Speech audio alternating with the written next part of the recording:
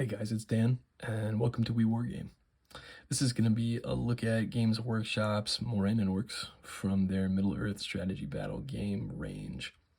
And this review of sorts is obviously many years overdue. I think this kit was originally released with the Return of the King game that they put out, I think back in 2004, like after the movie was released, and then they got repackaged years later. But I had a sprue that I picked up online for a song, specifically because I wanted to see how they scaled up with my Oathmark orcs, because I had a suspicion that they're so close that the Oathmark stuff would make excellent proxies for Middle-earth strategy battle games. So I wanted to take a look at that, but while I had them on the sprue, I thought, why not? Let's take a look at this as we typically do with single sprues. I'm actually not sure how to pronounce Morannon. The more I say it, the harder it seems to get. But as a concept, from a Tolkien lore standpoint, I actually don't think these guys exist as a force in either the books or even Peter Jackson's films. I think that Games Workshop wanted to have like a unit of like Mordor shock infantry.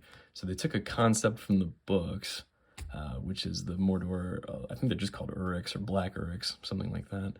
And they took Morannon, which is, if I remember right, it's the Black Gate leading into Mordor. So anyway, they kind of created a slightly different aesthetic of heavier armored orcs, so they could put this kit out again with what I believe was the Return of the King game. So unusual for me, I'll do a quick overview of the sprue here while I rattle on. These are all monopose figures, or functionally monopose figures. There's a couple of them that have spear arms detached, and then 6 of the shields are detached, which means there's some mixing and matching you could do there to create slightly different figures, or at least different variants of the same figure.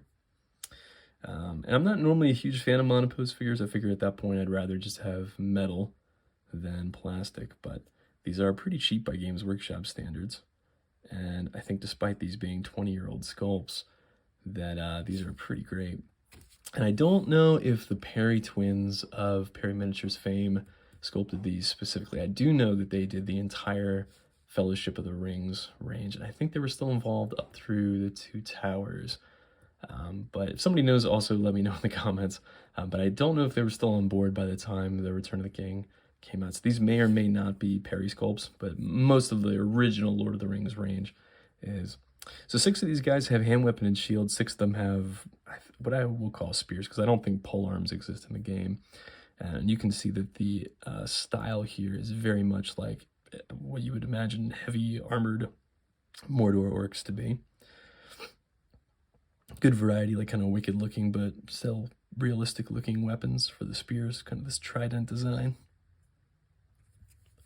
You flip him over.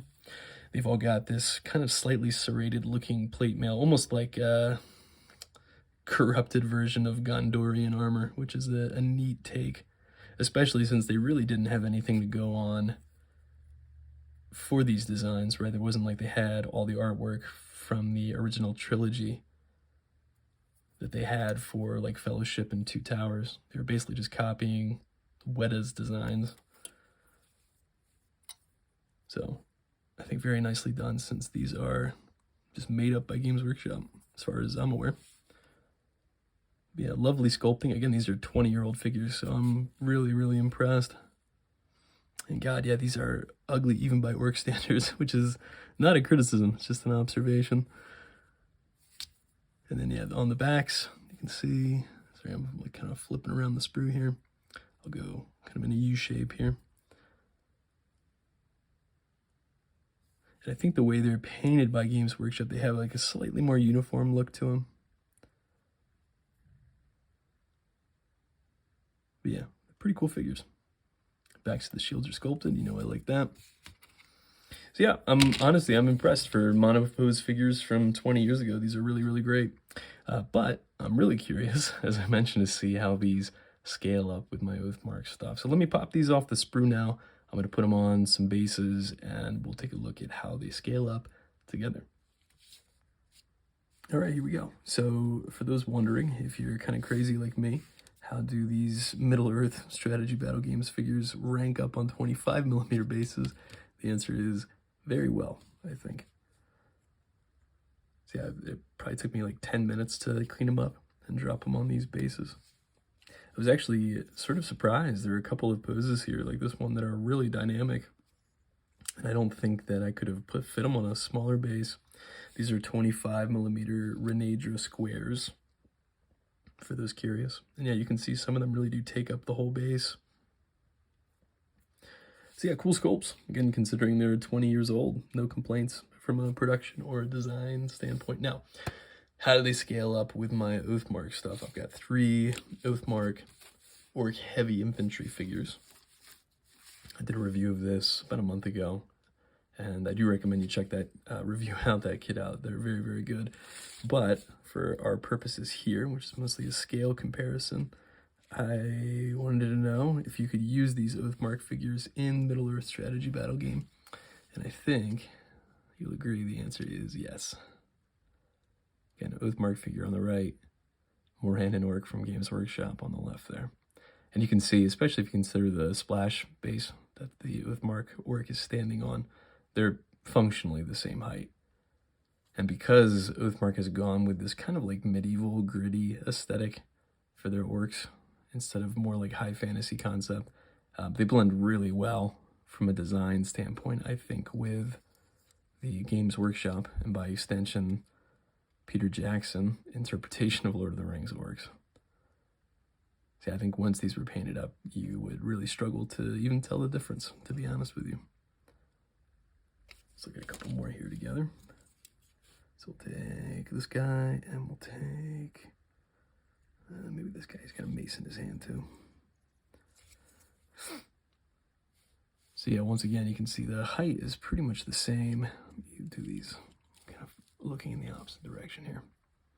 So I will say that the Oathmark guys are a little bit like beefier looking, and that's simply because they're slightly more heroically scaled.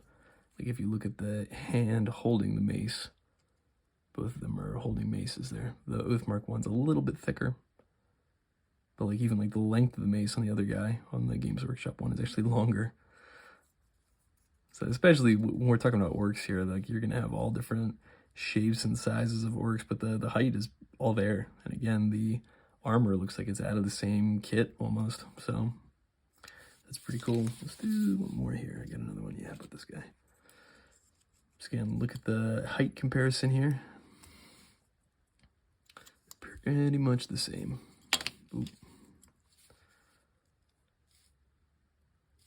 Again, Oathmark on the right, Games Workshop on the left. The heads are a little bit bigger on the Oathmark stuff too, but not massively so. And again, their orcs are going to have kind of wonky looking proportions anyway. Like I would feel totally comfortable dropping one of these heads on one of these Games Workshop figures. I don't think it would be any issue whatsoever.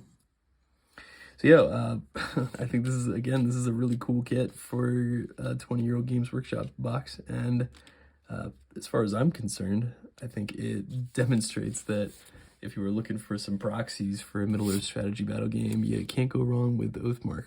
So yeah, I'm so convinced that the scale is pretty much exactly the same that if you hadn't already guessed, I'm pretty much just going to blend these all together into one big unit of heavy orc infantry. So we'll see where that goes. I'm sure I'll have a painting video down the road for you guys. But in the meantime, as ever, I really appreciate you dropping by for this one. And until next time, happy gaming.